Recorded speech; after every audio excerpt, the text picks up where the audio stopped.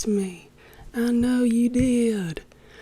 Yo, welcome back to Ava's Audible Art Studio. Okay, I changed the name. I just need to get into a few minor things before we get into this podcast, y'all. Number one, I did change the name of this podcast because Art Studio is just easier to say. It kind of just seems like one word, you know what I mean? Instead of Art Corner, that's kind of dumb. So we're going to pretend that name never existed, ever. And we're going to pretend that we never saw that, it never happened, and it's Ava's Audible Art Studio now, okay? Makes total sense. Also, yeah, I'm going to post every other week, not every week, because I have a full-time job, okay? Sorry I can't focus on this, doing this every single week. A freaking hour-long episode that I actually want to put effort into and make good and entertaining for you guys. So yeah, I'm going to be posting every other week on Wednesday, but on the other Wednesdays I will be posting a regular YouTube video, even though I didn't last week, but I will in the future, okay? I was just figuring some things out. So finally, now let's get into the episode.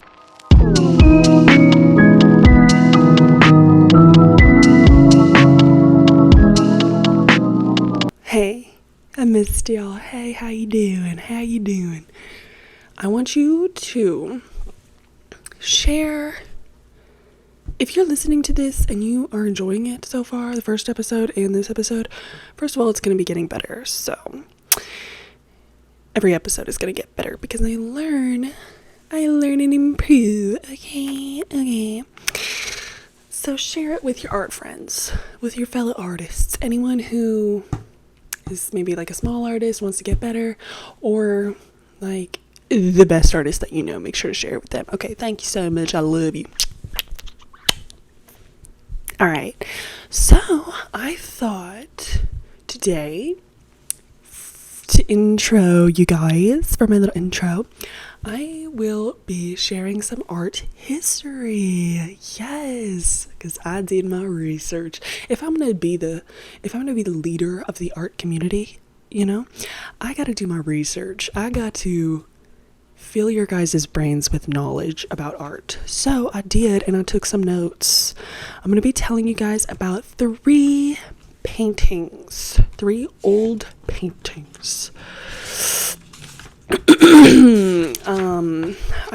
I got all of these notes from a YouTube channel called Nerd Writer. You can also go and look these up, like watch these videos that I watch, and you'll learn the same exact things, but he kind of talks in a very smart way, and I have to like pause it and put on the subtitles, and I have to pause it and read and like process it in my brain to figure out what he's saying because he talks too smart for me.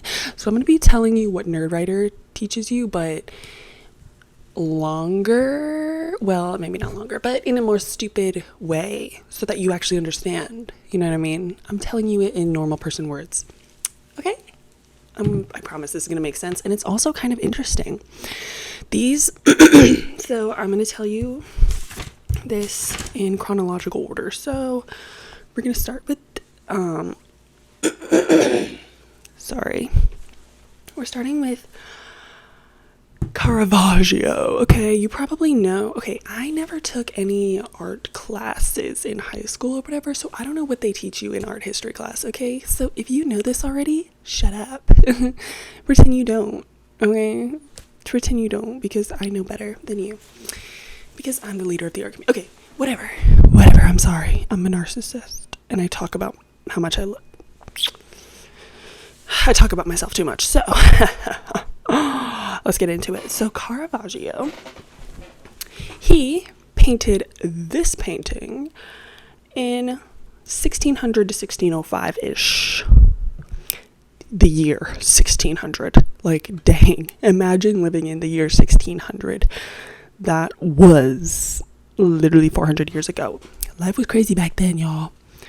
So he lived during the High Renaissance, which during this time, paintings were, first of all, very realistic. There was no such thing as like abstract art back then. Everything was like realism, because this is the type of communication that they had. Like, this was their TV, this was their radio, this was their YouTube video, TikTok, you know, because they had nothing else.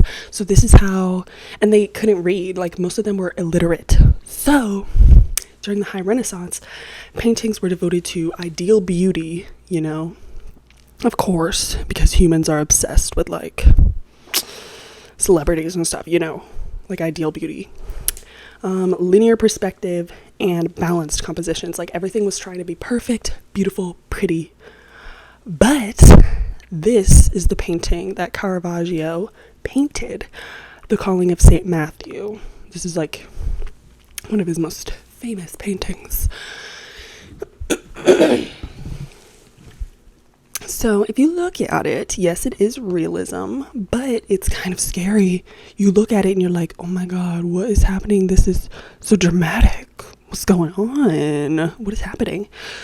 So this painting is basically a painting that he made for the Catholic Church, because artists like got paid big bucks back then, you know, because they actually needed artists, like, because nobody could read, there was no TV, there was no movies, there was nothing. Like, this is how they communicated, you know, by looking at a piece of art. So the Catholic Church wanted paintings like this. This is a painting of the moment that Jesus Christ, which is this guy pointing his little finger on the right, he calls Matthew, the tax collector, to be his disciple. And Matthew is this guy right here pointing at himself, being like, me, with the little beard. That's him, okay? So here's the little passage that this is based on. It's Matthew 9:9. He saw a man named Matthew sitting at the tax collector's booth. Follow me, he told him, and Matthew got up and followed him. Wow, that's deep. No, but okay. Basically, in the passage, it kind of seems like immediate. Like basically, Jesus tells him, follow me, and then it's like he got up and followed him, you know, like it's immediate. But this painting shows the moment of hesitation, you know. It shows the moment where he's like, this random guy is just like, follow me, and he's like, me? Follow you? Why? You're gonna kill me? What's gonna happen? He doesn't even know. But as you can see, the symbolism in this painting. Okay, let me explain. Because Matthew is looking at Jesus. The two guys on his left are looking at the money. They're obsessed with the worldly matters that is money. They're like, oh, money, money, money. They're not even noticing the literal Holy Spirit in front of them. Okay. And then the two guys on the right, one is looking at Jesus, one is looking away from Jesus. So these two guys represent Matthew's indecision. Like, should I follow him or should I not? You know what I mean? Yeah. Yep. And yeah, so if you look at Jesus, you see his little hand, and he's obstructed by, what's this guy's name? Saint Peter. That's who that guy is in front of Jesus.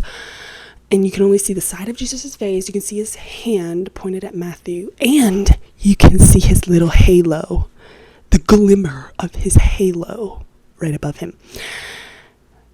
So, yes, let's see.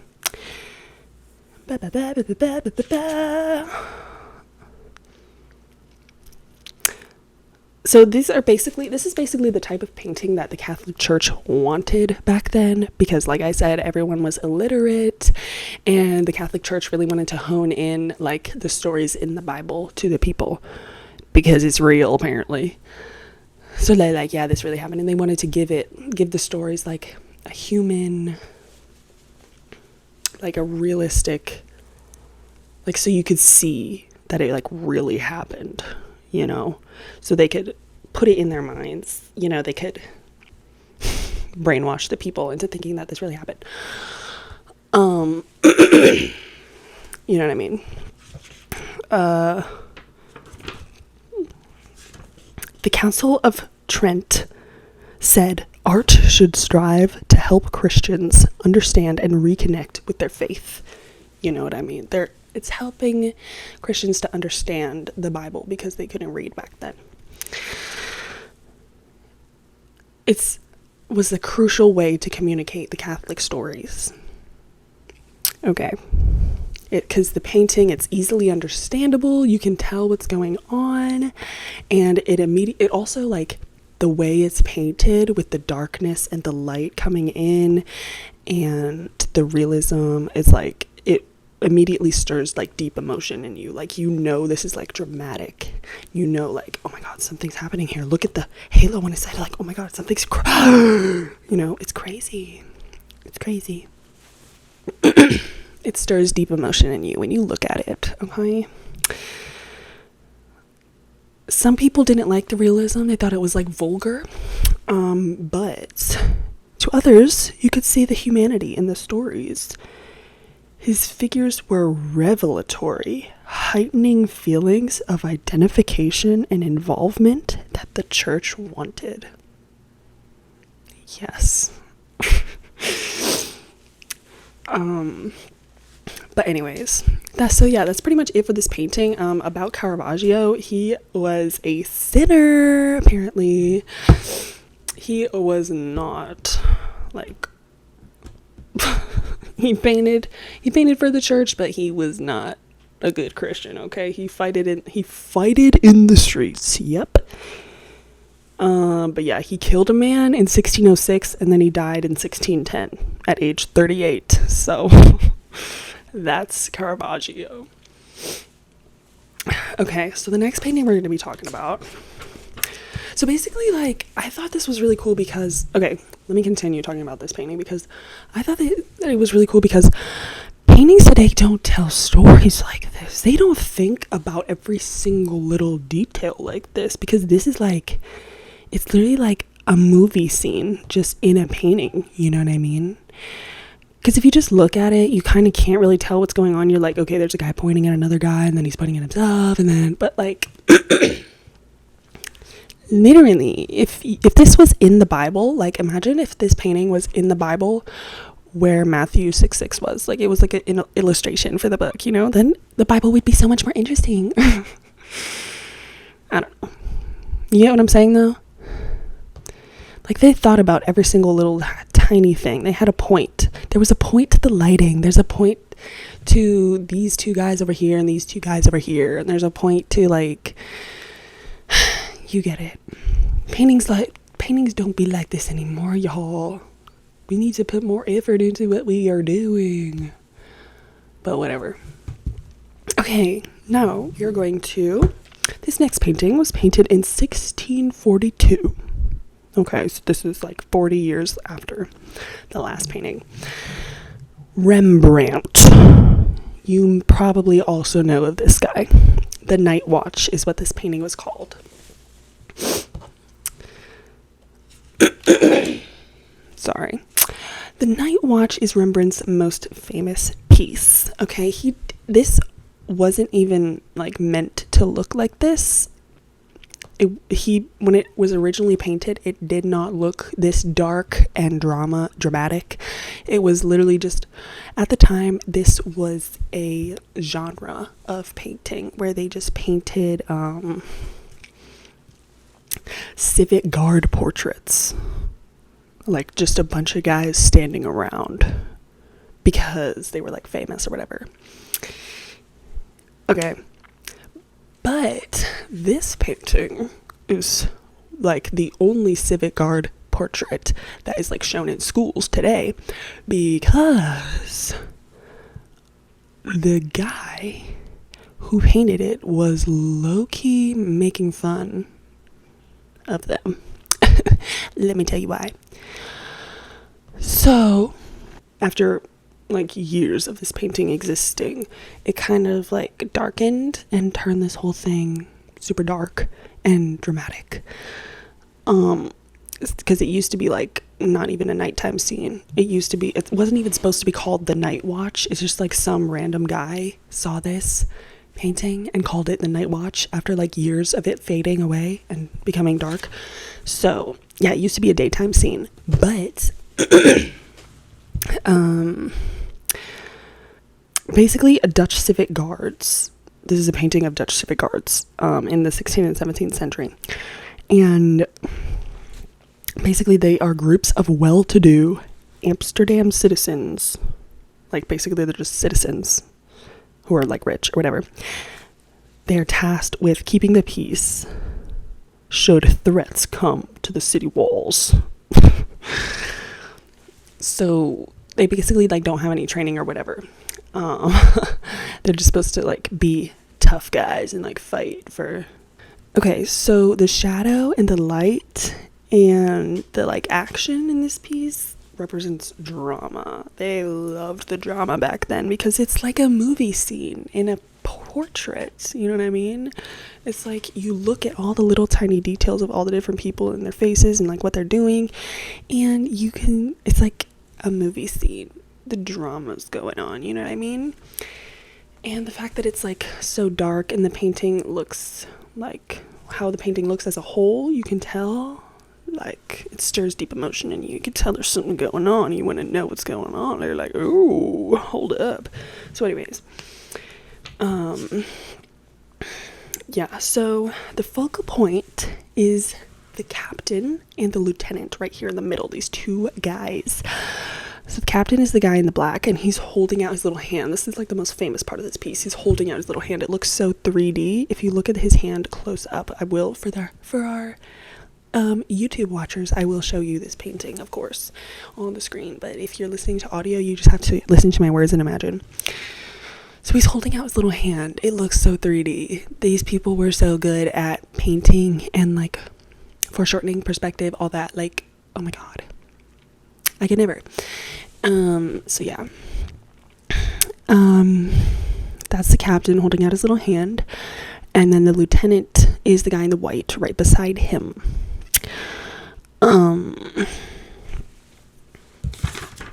Everyone is like moving away from these two diagonally, which is making them the focal point. Like if you see these people on the right, their little swords and stuff, their little spears, their long sticks are moving away diagonally, and this guy's gun, you know, the flag, the other poles, they're also moving diagonally. Like it's like a action, like y'all, I don't know how to speak. They're like driving away from the focal point, so it makes your eyes go towards them, of course, duh. So he also mimics depth of field, making what's in the back super blurry and far away and darker, and the stuff in the front, like the hand, is very much clearer, more in focus, so it's like you're really there looking at it. Crazy. And okay, so the guys in the back with the guns are mimicking the three main actions associated with that type of gun at the time. So the first guy's loading it, second guy's firing it, and the next guy's cleaning the gunpowder. So basically that just like shows, I guess, like how much thought they put into it. Like they symbolize this is what you do with the gun, apparently. I don't know, they thought about their paintings a lot back then. I feel like that's kind of obvious to do if you're painting, but whatever. I'm sorry, Rembrandt, I could do that. No, I'm just kidding. Okay, but look, this is something so smart. Like, oh my god, this is something I would never think of. But if you look, the captain's hand's shadow is holding on to it's on the lieutenant's jacket, but the shadow is on the emblem of Amsterdam, which is embroidered in the lieutenant's jacket. So his hand is like holding on to the emblem of Amsterdam. So basically, it's symbolism for how much he cares, and like he's like words. frick? Y'all, please tell me what the word that I'm like. He's cradling the emblem of Amsterdam in his hand, which is like just showing how much he cares, and he's supposed to like care about Amsterdam. Like, oh my god, you know what I'm trying to say, y'all. Please, God. It's symbolism, and it's crazy. It's like, oh my god, you would never thought about it. And if you stare at this painting for long enough, you would notice that. And it's like, it's kind of like an I Spy book. Y'all know what I Spy books are? I know you do. Where it's like you just look, and the more you look, the more you can see what the story is that's going on. Like, I know that's what they always say about art. Like, the more you stare at it, the more you get it. But, like, for real, like, they really thought about every single little tiny thing. Like, oh my god. So, anyways, sorry, yarish. So, okay. Basically, the lighting is very important in this painting, apparently. It's called, chiaroscuro. Okay, that's what the lighting effect is called in this. Effect of deeply contrasted light and shadow. That's what it's called in this piece, even though I don't even think it was supposed to be like that, but it is now, so. And there also had chiaroscuro in the last painting, too. With the dramatic lighting. It creates intense drama. It's almost like the light becomes part of the subject. And so basically he used this to highlight, first of all, the little girl in the back right next to the captain. The little girl is like kind of just staring at them. And then the lieutenant is also like the lightest person in this entire painting. And they're both like surrounding the captain, isolating him, which is also symbolism. I'm not even going to explain it, but you get what it means. Okay. And he really highlighted the lieutenant, because the lieutenant is the second in command, but basically the captain tells him what to do, and then he's supposed to lead all these random guys in the back and tell them what to do, because the lieutenant is technically like the most important person, but actually it's supposed to be the captain, because the captain like has his hand and he's like, let's go, let's lead forward. But then the lieutenant is like actually the most important person, because he actually does the action and tells people what to do. Okay.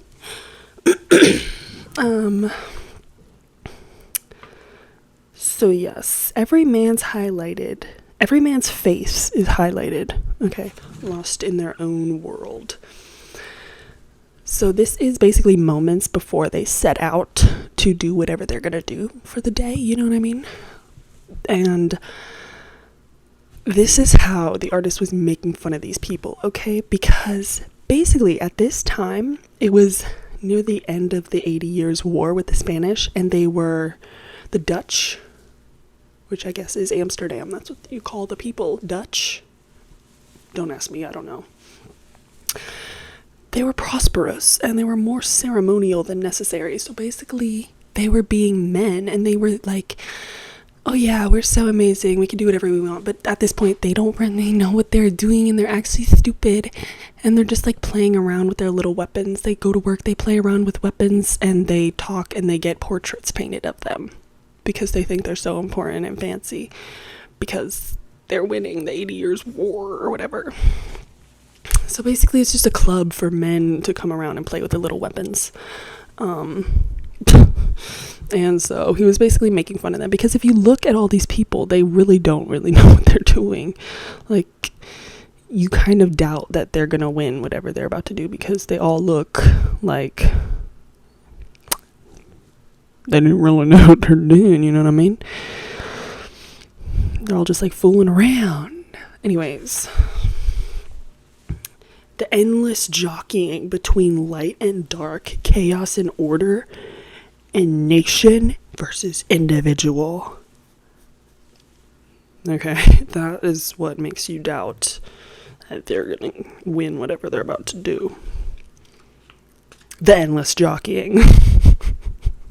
Dude, I'm telling you, Nerd Writer talks in words that you, like, the way he makes a sentence, it's like, I wouldn't never even think of this in my entire life. I'm too stupid to, like, make words go together like this, but I wish I did, because as you can see, I don't know how to explain anything. But that's okay, because you get what I'm talking about, right? Right. All right. So the last painting we're going to be talking about is kind of way more recent. You also may have seen this on TikTok. It's called Christina's World by Andrew Wyeth. And this is one of the most recognizable American paintings of the 20th century. It was in 1948, which was literally like my grandma was probably alive. I don't know what year my grandma was born, but she definitely was alive back then, probably. So, the painting is basically of a woman laying in a giant field with two houses in front of her. She's looking at her house, and there's another house in the background, and she's like on a hill field thing, laying there looking up at the house. So, basically, this is a good professional painting because the composition is great. There's a balanced composition. The woman's shape, like, draws you diagonally across the canvas towards the house where you want to look next. So first you look at the woman, and then you look at the house up there, and then you look at the other house. And then you come back down to the woman, you know? You go down the hill, down back to the woman. So that's why it's a good professional painting. All right. But the story that's going on, if you look closely at this woman, so she looks like a normal woman, right? But then you look at her hands and her arms, and you're like, hold up, why is she looking like a skeleton? Why does she look like a Holocaust survivor? Why? Not funny, but seriously, she looks like sick. Like, what is happening? And you look at the house and you're like, wait, why is she like in a giant field, like so away, and she's just like crawling around? Yeah, the colors are really muted, and you don't really know what's about to happen. You're like, is the house about to explode? Did she just kill her entire family? Like, what's going on? Yeah, it's kind of spooky. So, when we look at this, we're desperate to know the story. Like, we try and put ourselves in her place, what's going on, but still, it doesn't take away the feeling of not knowing. You know, there's like tension. You're like, oh my god, what's about to happen? Why is she staring at the house? Like, what? So, that's basically it for this painting, because there's kind of not much to talk about it, except for the house and the girl and the other house and the field. But this is the actual real life story of the painting and how Mr. Andrew Wyeth was inspired to make this. So, the woman in this painting is a real person named Anna Christina Olsen. Christina's World. Her name was Anna Christina Olsen. She lived in 1893 to 1968, and she lived in this house that she's looking at with her brother. She basically had a neuromuscular disorder that made her unable to use her legs. Basically, she couldn't walk. And she refused to use a wheelchair. So she just like crawled around with her arms all the time, like literally all the time. And yeah, Christina was 55 at the time of this painting. But if you look at the woman, she doesn't really look 55. And that's because the artist used his wife as a reference for her body or whatever. The only thing that actually looks like Christina is the arms. And yeah, he saw Christina like crawling around one day, and the painting idea was inspired. It popped into his head. Oh my god, painting idea, ba-bing. So yeah. And basically this was just a painting that represented Christina's whole entire life, where she just crawled around because she couldn't walk, and she lived in this house for her whole life. And it basically just represented her whole life. Her weakness, strength, vitality, connection she had to the house and the land. And yeah, that's literally it. It's not really, like I said, those old paintings, that's all that they had was paintings. So they literally probably spent years or something on those paintings, like thinking about every single detail. I don't know how long they probably spend on that painting, but they probably spend a very, very long time thinking about all the little details. In this one, it's kind of just like not as thought out, but it's still beautiful. Like, it still represents this woman and her entire life. And like, you look at it and you're like, what's going on? Like, it just gives you an emotion when you look at it. You just feel, and you're like, wait, what is happening? Like, the tension. But then you learn the story behind it and you're like, oh my God, wow. I don't know, something about it, it's like really interesting to me. And it's beautiful because it represents, first of all, the artist and his connection to this lady and who she was, but also like the lady in her life. Like, imagine somebody, just a random person that that's an artist, just painting this, and it represents your life. But also, it's kind of weird that he used his wife as a reference. Like, what, was Christina like too ugly or something for you to use her body as a reference? Like, bro. But whatever, it still gives the painting like a more ideal beauty, so it's whatever, you know what I'm trying to say. Like, it looks more beautiful to the average person in society, but still, it's pretty epic. It kind of reminds, it should also be like in a book. There should be a book about this, and it should be like an illustration in the book. You know what I mean? So yeah, those are the 3 paintings that I'm talking about today. Hope you guys learned something, because I definitely did. So yeah, I just kind of like looking at old paintings, because the farther back in time, the more like the better the artists were, because that's all they had was just art. It's kind of great. And nowadays, art, like, we have like such abstract art that means literally nothing except for whatever you interpret it to mean. But back then, like, the paintings literally represented stories, and people thought it was real. Like, people believe, like, oh my God, Jesus, like, that's literally what happened. Like, you literally painted literal Jesus with a literal halo. But yeah, I don't know, it's just really interesting. So anyways, they really just don't be making art like that anymore, y'all. But they just make art to look pretty nowadays. But no, I want to see the drama. Whatever. So yeah, I'm going to be talking about a topic that I wanted to talk about today, is how music inspires art. Because music, I don't know, I could not live without music, y'all. Literally. Music helps you romanticize your life. It helps you figure out like the vibe that you're going for. It gives you an emotion. Like, if you listen to sad music all the time, you're going to be sad. You're going to be thinking sad thoughts while you listen to the music. You're going to be feeling sad.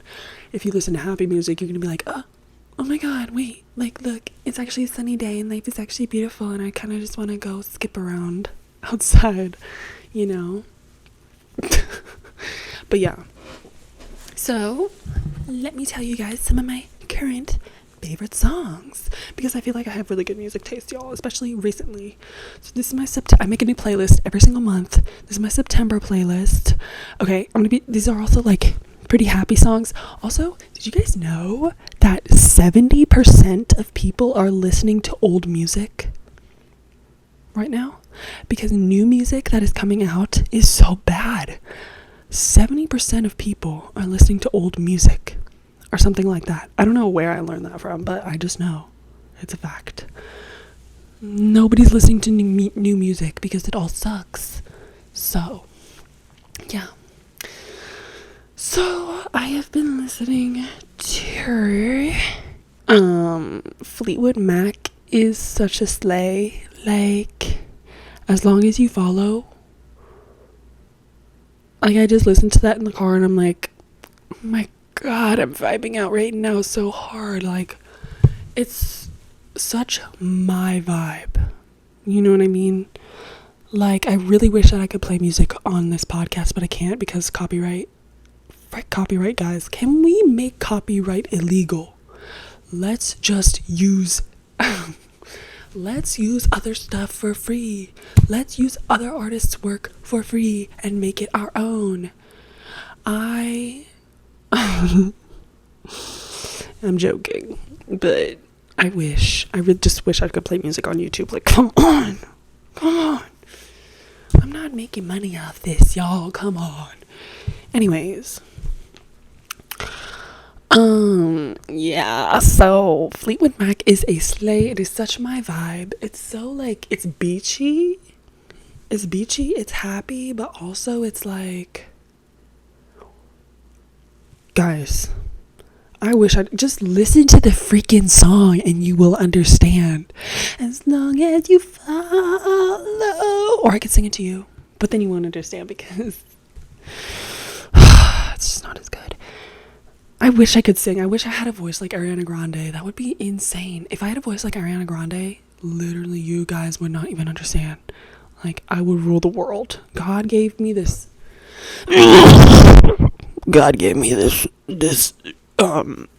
chain smoker of a voice because he didn't know that I could actually have some incredible potential if I had a voice like Ariana Grande.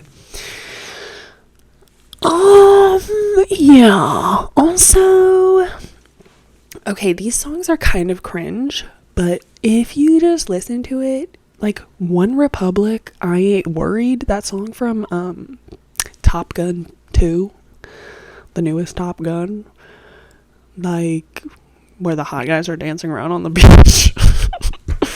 Like, but it's a good song. Listen to it. One Republic, I Ain't Worried. Like, you just listen to that and, like, it's a good vibe. Like, imagine you're in the car wearing your favorite pair of sunglasses in a cute outfit going somewhere that is totally stress-free, like the beach, or like to hang out with your friends or whatever, and you're just listening to that song. It's like, yeah, hey, like, it's incredible. And also other songs like that, I Lived by One Republic, On Top of the World by Imagine Dragons, West Coast by One Republic. Like, yeah, they're cringe. Yeah, they're like old and cringe, and like, it's like, I'm on top of the world, eh? I'm on top of the world, eh? Come on, that's a good song.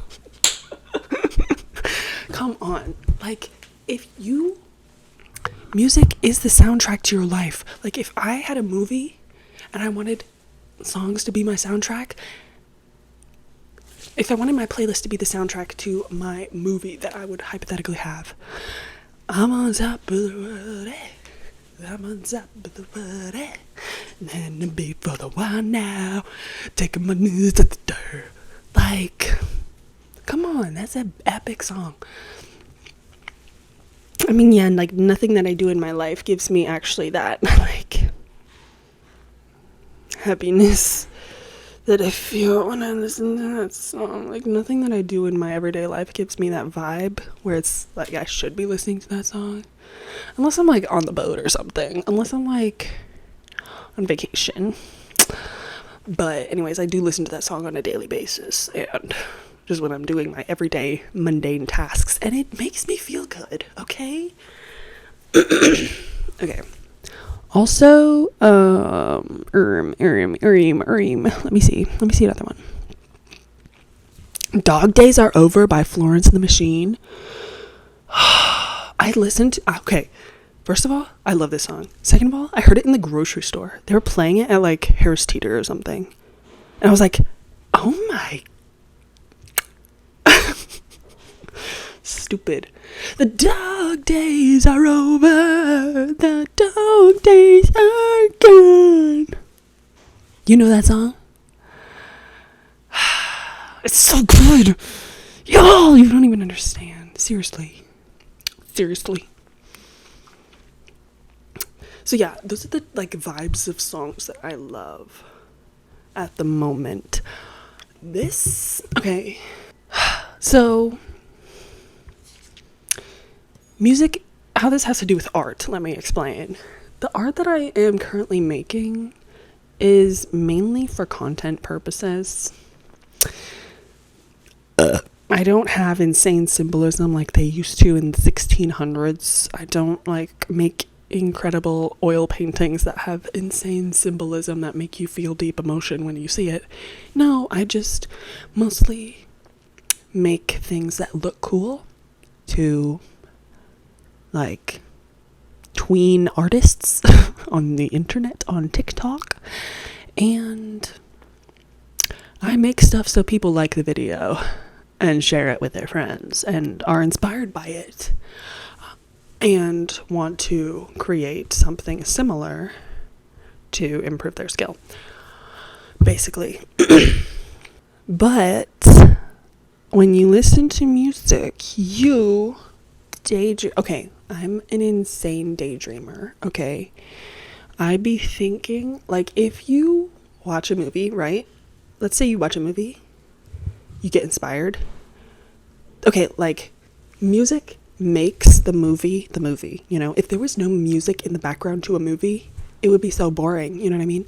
But, like, especially, like, Disney has amazing songs in the background, like, iconic music in the background. Like, Star Wars, like, you know what I'm saying? Like, insanely iconic movies have incredible composed songs in the background that are literally iconic and so famous, and like you listen to it and you already know like the vibe. You already know the vibe. Music is incredibly important for your life to inspire you to live the life that you want to live and make the art that you want to make. So if you're listening to sad, depressing songs all the time, or if you're listening to songs like, okay, Alex G is so popular, but his songs are such bad vibes. Okay, hold on. I need to listen to an Alex G song and I need to like sing it to you guys so you know what I'm talking about. Alex G. I can't be what you mean. I am stuck in a tree. I am stuck in a tree. Are you guys serious? Is that seriously your favorite artist? What are you trying to do with your life? That is like a song for someone who sits around and watches TikTok all day. No. You need songs that inspire you to go have fun and live your best life and go to the beach and make friends and go on vacation and travel the world and meet new people and see new places and think of beautiful things and want to go outside in the sun and have a beautiful day. That's the kind of songs you need to be listening to. Okay? Like, I'm not judging you. You can listen to whatever songs you want to listen to. But if you listen to screamo music, I don't get it. Like, why? Why? Are you actually that traumatized? Look. Some music is just blatantly good. Like, it's just a good song. Like, anyone knows that that is a good song.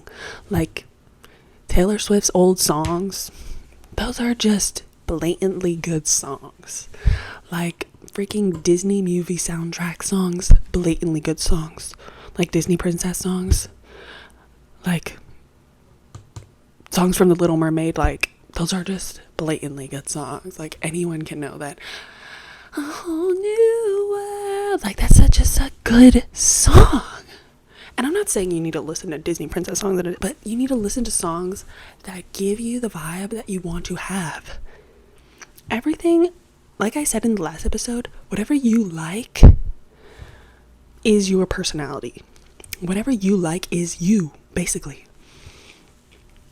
The way you decorate your room, the way you dress yourself, what you say, what you do, your hobbies, your interests, the people you surround yourself with, the music you listen to, the movies you like, your favorite songs, that all defines who you are. That is your personality, and that is you. That's what makes your personality. It's what shapes your mind.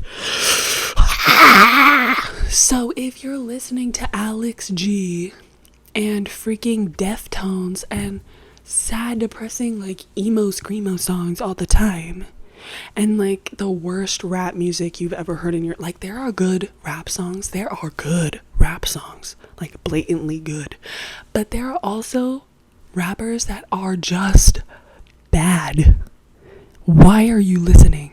Why there are so much better, like, just blatantly, but like anyone, like, songs are popular for a reason, because everyone knows that those songs are good. Okay, whatever, listen to whatever songs you want, make whatever art you want. I just don't understand, like, if your style is like emo and you draw sad people and you just like scribble on a page with your dark charcoal and you just add red paint splatters to look like blood, you're like, this is what my sketchbook, I scribble all over the place to get my emotions out because that's what I feel, then maybe, yeah, listen to emo screamo music, but that's not me. The vibe I want to have is happy, slay, everything's beautiful, I'm just living my cute little romanticized life and I listen to my happy songs. But not too happy. Not like, if I were a fish and you caught me, say, like, yeah, that's a cute little song, but it's a little on the nose. It's a little bit like, I'm 5 years old. But, yeah. It needs to, like, have some taste, you know, it needs to have, like, a vibe to it. Like, you can't just be like, shimmering in the sun, such a rare one, can't believe that you caught one. Yes, I know every lyric to that song. Okay. Anyways, so yeah, I just wanted to let you guys know that whatever you want to be in life, imagine your dream self. What music would that person listen to? Would it be Alex G? No, please say no, because what, like, imagine yourself at 50 years old, like, rich, like, living the best life, doing all the things you want to do, like, about to retire, like, married to the person you want to be married to. Are you listening to Alex G? No, you're not. Okay, please say no. I'm sorry, I'm an Alex G hater. Fuck that song. It's terrible. It's not music. Like, imagine, like, okay, Bohemian Rhapsody is just like a blatant good song, because it's a blatant good song. Like, I can't explain it. It's just a song. Alex G, compare an Alex G song to freaking Bohemian Rhapsody. Like, it's not music. Like, it is music, but it's bad music. I'm sorry. Anyways, next topic, I'm going to be talking about creativity, because art block is a real thing for a lot of people, and I feel like art block is, first of all, it's not like a real thing, but I mean, it's a thing that people experience, but art block is not like an actual disease that you have, you know. It's just you don't feel inspired. You don't really know what to make. You're kind of in a stuck point. I get this a lot, like a lot. It might not seem like it, or it might, but I do. I sometimes don't draw for weeks because I don't know what to draw. I don't know why. What's the point of making art, especially in today's day and age when, like, art, like, what's the point of it? Like, we don't live in the 1600s anymore. We have TikTok, we have movies, we have all this type of other creative things that we actually are way more influential on people besides, like, a picture of a beautiful face. But still, you can still make money off of art, and it's still, like, good to make. It's still good to recognize and learn the skill of making something that catches people's eye, that people want to buy, that I don't know, you get what I'm trying to say. And also, making art is fun, okay? Making art is just something that, for me personally, if you're an artist and you have passion for art, you use art to cope and to express your emotions. And so that's what you need to do. If you're feeling art blocked, maybe switch up your style. Maybe do something. I know literally everyone says this, but maybe just do like a little doodle. Maybe like, do that thing where you make shapes with like a marker and then you draw little faces on it, make a little bird or a little old guy or like a little fat guy laying down, like the blobs, like turn the little blobs into something. But for real, like you could do stuff like that. You don't have to do that exact exercise, but there are tons of exercises like that out there. Just make something completely that's not your style at all. Like even like go outside and do like a watercolor painting if you don't like paint ever. And like going into a new environment, not just making art at your desk, but going to a new environment, maybe like going to an art class, like a figure drawing class or something like that, can really inspire you to get with other artists and see what they're making in real life, like not even just like on the internet, because you are always looking at the internet. Like, be for real. Every single day you're looking at the internet and you're seeing what other people are making. But if you go in real life and you see what other people near you, other real life people in real life are making in real life, that can very much inspire you. Like in your own town, in your own city, see what people are doing. Try and be like them, or don't be like them. Be kind of like them, but in your own unique way. You know what I mean? And yeah, especially trying. You can also just try like a totally. You don't even have to draw or paint. You could do something totally different. Make a video. Like you can make a short film. You can make a like animation, like a whiteboard animation, Lego animation, whatever. That's a creative outlet. Like whenever you're feeling creative, whenever you're feeling like you should be doing something creative, making stuff, you could just create whatever. Like you don't have to create a drawing every single time. If you don't feel like drawing or painting, don't draw or paint. You can build a Lego set, you can crochet, you can like I said, make a stop motion animation. You can write a story on like Wattpad or something. I used to do that all the time when I was young. I used to write like Wattpad stories. I taught myself how to code on Episode Interactive, I think. I taught myself how to code through that, and just to make stories of like a girl and a boy like falling in love and doing the freaky deaky on an episode. Like I taught myself how to code, like just to make stories like that. It was fun. I totally forgot about that, but I did. It was epic. And that is a creative outlet because you're writing, you're learning a lot, actually. You're learning a lot. But like making an episode story is hard. I watched so many YouTube tutorials on how to do that. You had to learn so much. But anyways, I did that when I was like 13. Like, I'm so smart. Anyways, you could do nail art, do a new makeup look. You do like chalk outside, like do some chalk or something out in public, make something beautiful. If you have talent and skill, you could do whatever you like go out in public and sketch like in a coffee shop or something, and then people will come up and be like, oh my god, wait, that's actually really good, you're so talented, like, do you do this for a living? And you're like, yeah, I kind of do, yeah. One time I went and I drew at the beach, and like people were coming up to me and they're like, oh, that looks so good, and I was like, thanks.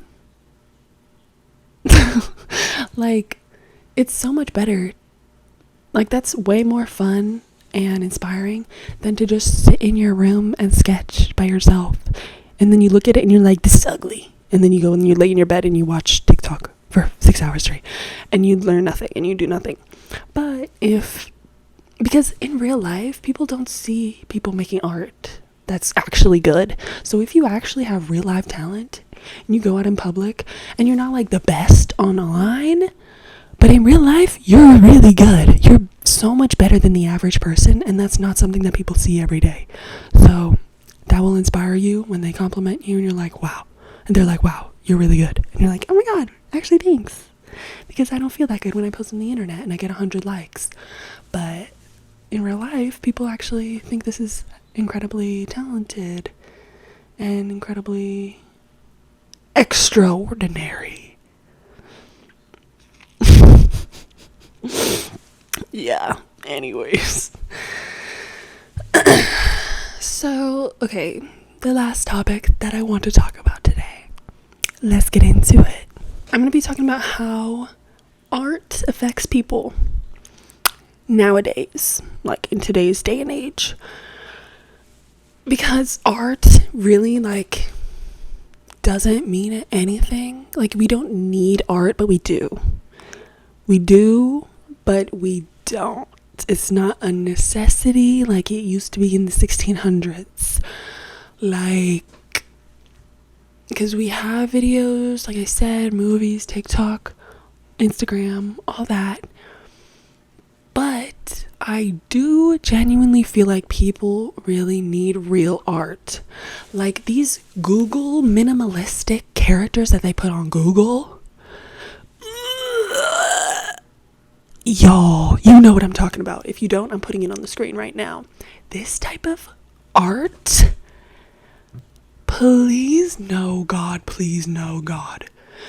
This art compared to what they were making in the 1600s, like, this is not art. What is this? What is that? Like, yeah, I guess, like, cool, like, shapes, like, wow, cool. But it's so flat. It's so meaningless. It's like, oh, why? Art is so much better. If you see an actual good artist and good art, you know it. And it, like, makes you feel deep emotions. But this, what is that? It doesn't do anything to you. It's like, oh, wow, that's the person. Oh, wow. That's it. It doesn't, like, oh, you could do so much. But, sorry, I just dropped my microphone. Anyways, so art is definitely selfish. If you're, like, for the most part, it's selfish to, like, make art because you're just making it because you love to do it. You're making what you like to make. You are, like, you're just making what you like to make because you want to make it. And you're hoping that other people will like it, and you're, like, shoving it in people's face, and you're like, look at what I made. Look, do you like it? Because I like it, and I made it because I like it. Do you like it? Will you buy it? So yeah, it's pretty selfish, but you can use it to change the world. Yo, that's crazy, dog. But stupid. Okay, but for real, like, if you are super passionate about a topic, make art that represents that, you know? If you're super passionate about, like, if you're an activist, if you're passionate about, like, abortion rights or something like that, like Black Lives Matter, whatever, make art about it, because art stirs deep emotions in people. Good art stirs deep emotions in people. So if you use that to stir deep emotions in people, they will start to understand, like, do what you can to make the world a better place, honestly. Instead of just making pretty stuff that you like, make meaningful art, because that's what art is for. Like, as you saw, like, with the calling of Saint Matthew in the beginning of this video, like, art has a use. It does. Like, it's not just like a picture. Oh, that's a pretty picture. No, because it's meaningful. It has a purpose. Like, it's has a deeper meaning, and if you look at it and you actually pay attention and you focus on the real life and you actually notice things around you instead of looking at your phone all the time and you notice things, stuff has meaning. Like, art has meaning. I feel like people need to have art in their houses. They need to be surrounded by art at all times. Art changes your mindset. It makes you happy.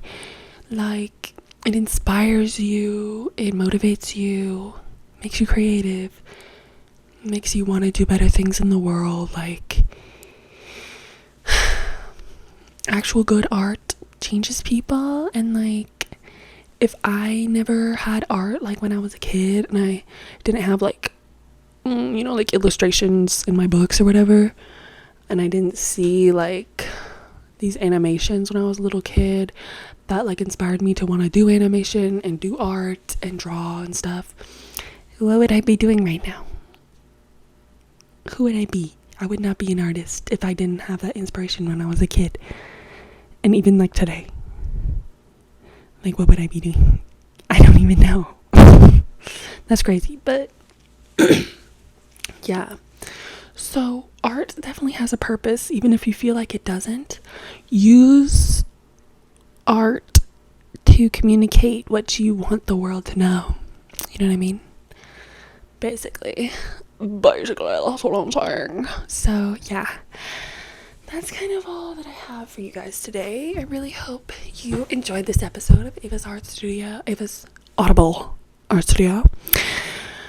Can't wait to see you guys in 2 weeks. Leave suggestions for what you guys want to hear me talk about in the next episode or future episodes from now. I will definitely take those into consideration. And thank you guys again so much for watching. Please like, share with your artist friends, and yeah, I hope this inspired you. I hope you maybe drew as you listened to this, or created something, painted, sculpted, whatever, while you listen to this. Yeah, love you guys so much. I'll see you in the next one. Peace out.